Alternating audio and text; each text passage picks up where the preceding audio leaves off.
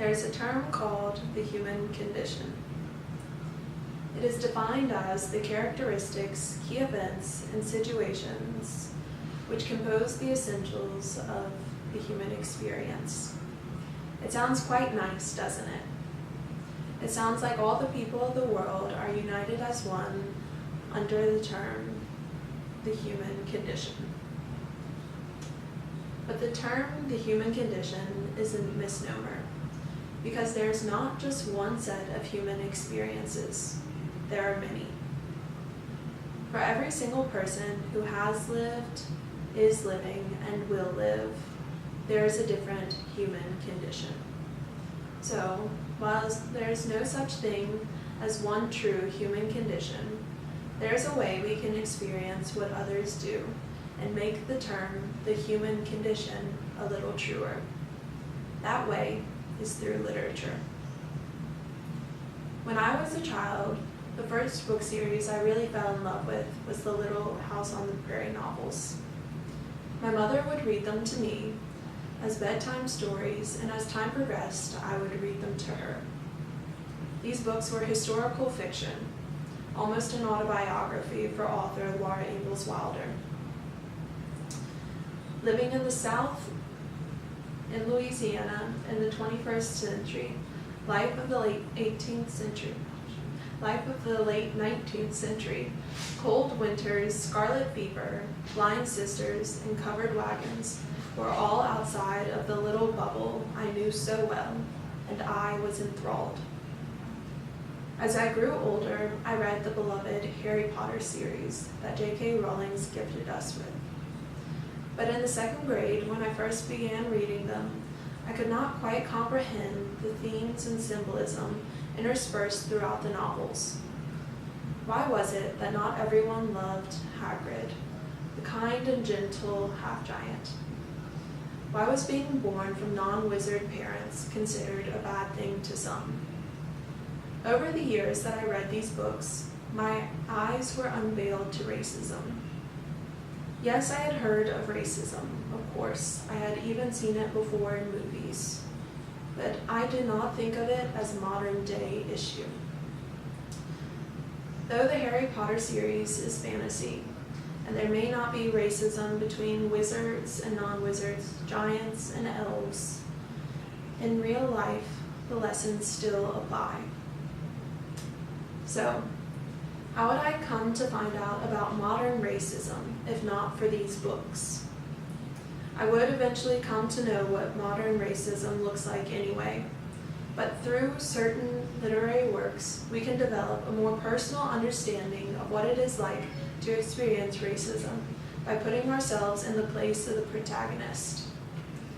Using a lens of analysis developed by civil rights activists called critical race theory, we identified two works, one classic and one more modern, to ascertain aspects of racism and how works like these change us fundamentally. The first work we turned to was Zora Neale Hurston's Their Eyes Were Watching God.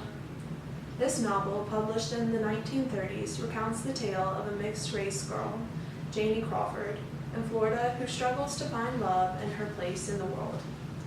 While the novel does not focus on racism as a whole, it deals with Janie's life and her experiences as a human. Even though racism is not thought of as a central theme in her novel, Hurston still offers us the perspective of a Black woman in the South. This approach to the topic of racism was considered non-traditional at the time this work was first published. Most authors at the time took a staunch political approach to racism in their novels.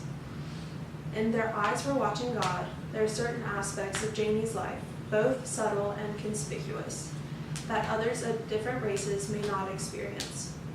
Janie experiences prejudice, especially through conversations with Mrs. Turner, a mixed-race woman who is racist against Black people. Mrs. Turner was raised in a white middle-class community, making herself superior over the Black community by associating negative traits to Blackness, such as laziness and foolishness. Additionally, she held views that the blacker the person's skin, the eviler they were inherently. This theme of Black people in Janie's community feeling inferior to white people is common throughout the work. It is what many Black authors have written about and have experienced. This story in particular broadens the understanding we have of what a Black person might experience and has experienced. To continue the presentation, I introduce Meredith Guidry.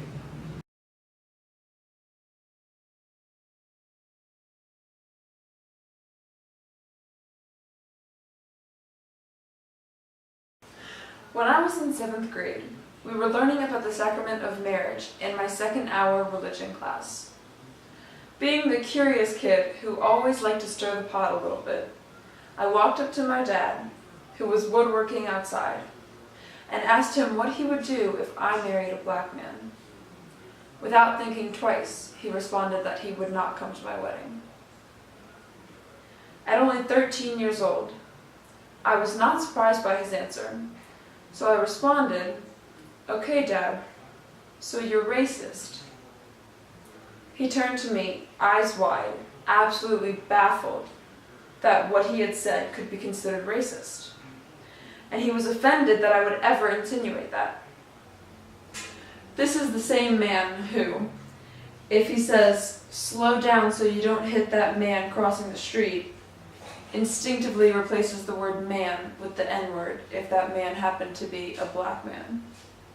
Although these actions are obviously very wrong to me, my father would never in a million years consider his words to be offensive in any way. This is what modern racism looks like. My father's forms of microaggressions when unrecognized to him, the perpetrator, which is one of the many reasons why racism still exists today. We can see other forms of microaggressions in the modern work, The Princess and the Frog by Disney.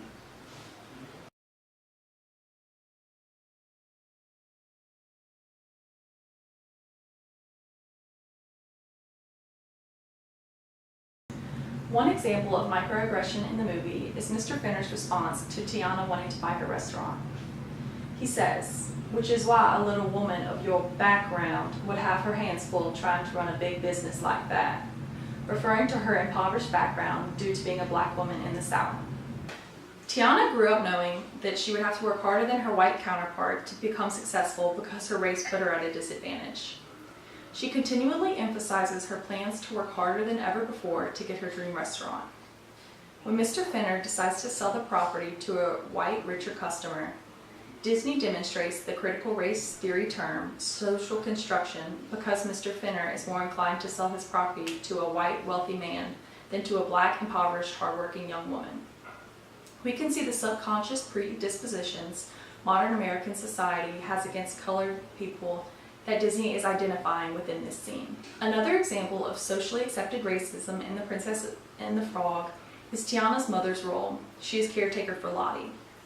Disney demonstrates racial stereotypes by assigning the Black mother a position as a maid for a white upper-class family. This shows American society's acceptance of whites being superior to Blacks, and of Blacks' purpose being to aid and to serve white people. Towards the beginning of the movie, Lottie and Tiana are listening to Tiana's mother read fairy tale stories to them as she sewed Lottie's princess dresses. All of these stories featured white protagonists, which demonstrates the transformative power of literature. Lottie's reaction to hearing the tales was that she could be a princess like any of the characters in the stories. Tiana, on the other hand, could not identify with the white heroes in the books, which could be why she turned to hard work to become successful. While white Lottie could wish on a star, Tiana, being African American, never felt that the luxury of dreaming was available to her. If the literature they were exposed to when they were growing up had been more racially inclusive, would Tiana have had the same wonder and confidence that Lottie had? The differences in how the two characters react to the stories shows the extraordinary power of literature, even within a fictional plot. More and more narratives and fictional tales about the horrors of racism were published after slavery was abolished in the United States in the mid-19th century. These stories became exponentially popular as time continued, and consequently, the sentiments they conveyed began to permeate the minds of the readers. To some who had never known African Americans as citizens, are people who were and still are part of provincial families and communities. Reading about the struggle for liberation and equality is the only way to form a conscious stance on racism. The advancements in racial equality today is the effect of these types of stories. A contributing factor to these provincial mindsets is because we consider most classical literature to be written by authors such as the Bronte sisters, Shakespeare, Dante, Wordsworth, all of whom are white, and their protagonists are also white. And while these works are what I consider to be some of the best and most ingenious stories, that cannot be all of what I read.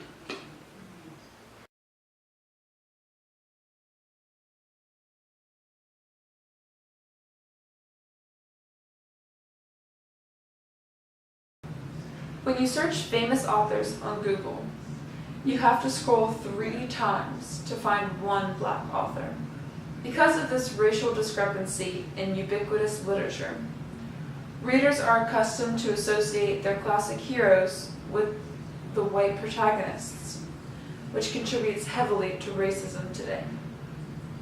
It is necessary to diversify the image of the protagonist and their story to overcome the inherent racism and racist thoughts we can potentially develop in our small bubble. As people are repeatedly exposed to certain ideas, they are more likely to accept those ideas into their own beliefs. For example, when I started my freshman year at SJA, you could accurately describe me as a raging conservative. Welfare? Useless. Feminism? Unnecessary. Democrats? Bad people. I didn't believe these things because I had come up with the ideas on my own. I believed them because they were the only things I had ever heard. Luckily, after 4 years at the academy and eating lunch with 3 future political science majors my senior year, I became more and more exposed to ideas outside of my middle school range of political beliefs. My ideas of feminism progressed from unnecessary to, okay, I get it now, to raging about girls in STEM on a daily basis. Similarly, my beliefs about political parties started to change too.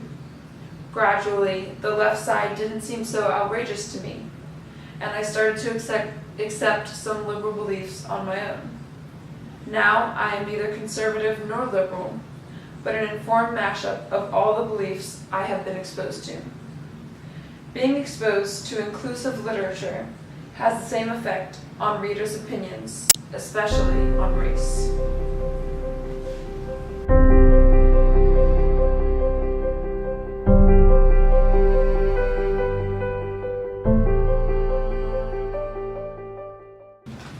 We must be exposed to other walks of life in order to be unafraid and to understand the different circumstances other people face. While this idea does not only apply to racism in general, racism is one of the largest parts of this idea. Exposure equals understanding. How can you solve a math problem without someone teaching you how to do so?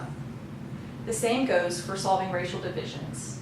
How can we solve these racial divisions without someone teaching us how to? We learn how from exposure to other cultures and to others' experiences. It transforms us in the way that we can walk a mile in someone else's shoes, feel what they feel, experience what they experience, and eventually become introspective enough to identify if we are similar to the antagonists of the story. We can root out negative traits in ourselves and change our ways. Literature asks us the questions that may not come up in everyday conversations with our families and our friends. Literature provides the reader with deeper meaning to the stories told by others, but also in our own lives.